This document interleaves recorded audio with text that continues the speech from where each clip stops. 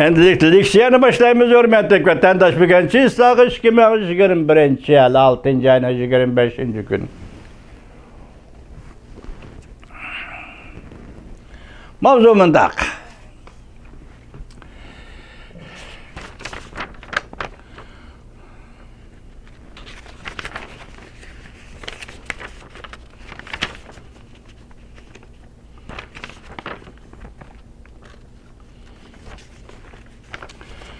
Prezident Joe Biden hükümeti Uyg'uristonda ishlangan majburiy emgak mahsulotlarga organ bölümlerden alqagan derecede yeni harakat qo'llandi. Mavzuli xabar 6. ayning 25. kuni Amerika ovozining Xitoy tili programmasi e'lon qilindi. Xabar bunday boshlandi. Washington. Amerika Qo'shma Shtatlar hukumati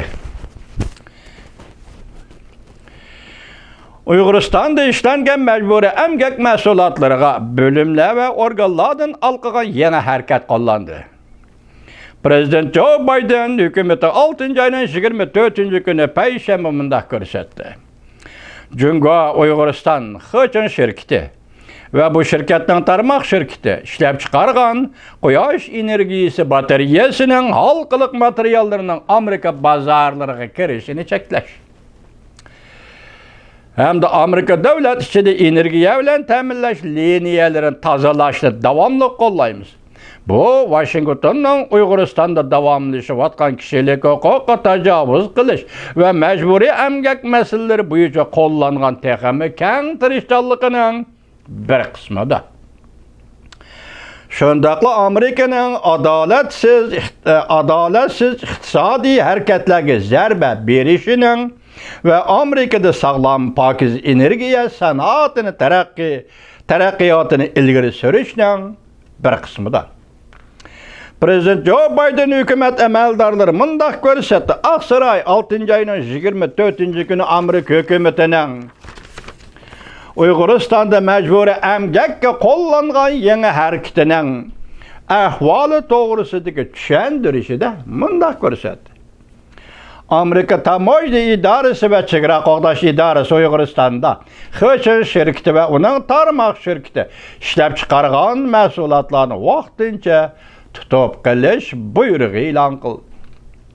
Chunki muvofiq uchurlar shuni ko'rsatdiki, bu shirkatlar majburiy emgak bilan mahsulot ishlab chiqardi. Shunlashqa Amerikada barliq chegara eg'izini ko'rsatma uqtirish topshirib elib, bu materyal ve mahsulotlarni tutib qilishga başladı. O'xshashli bir vaqtda Amerika Savdo Ministerligi 6. ayning 23. günü kishilik huquqqa xiloflik qildi deb qaralgan 5 yurishlik shirkatga, jumladan Xichin shirkati kechiringlar, ne o'z ichiga olgan bir necha quyosh energiyasi ishlab chiqara oladigan shirkatlarni va ishlab chiqarish qurilish bentvanini qora tizimlikka oldi. Prezident Joe Biden hükümeti Uyg'uristonda majburiy emgakka texnik ko'p harakat qo'llangan bir vaqtda Amerika Davlat Majlisi Kengash palatasi Tashqi munosabatlar komiteti Uyg'urlarni majburiy emgakka selishni to'xtatish qonun loyihasini Kengash palatasida muhokama qilishga topshirdi.